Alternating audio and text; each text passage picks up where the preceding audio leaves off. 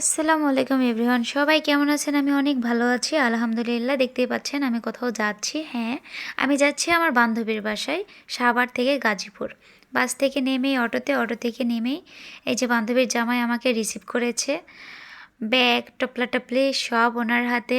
So বান্ধবীর সাথে আমার এক যুগ পরে দেখা, আমি ভীষণ এক্সাইটেড। তার বাসা পর্যন্ত চলে এসেছি গাইস। আর এসে বান্ধবীর বড় মেয়ের সাথে আমার দেখা, আমি এত খুশি, এত এক্সাইটেড, কি বলবো। এই যে চলে আসলাম বান্ধবীর মায়ের সাথে দেখা।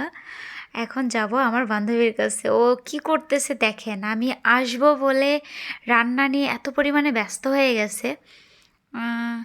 এই যে দেখেন, আমার খুব পছন্দের শাকভাজি করতেছে, ভর্তা, গরুর গোশ, এখানে হচ্ছে মাছ ভাজি, আলু ভাজি, বিভিন্ন খাবার রান্না করেছে গাইস।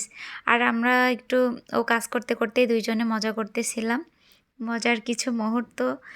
সো আমার অবস্থা দেখেন, জার্নি করে এসে এই অবস্থা। আর এটা হচ্ছে বান্ধবীর ছোট ছেলে।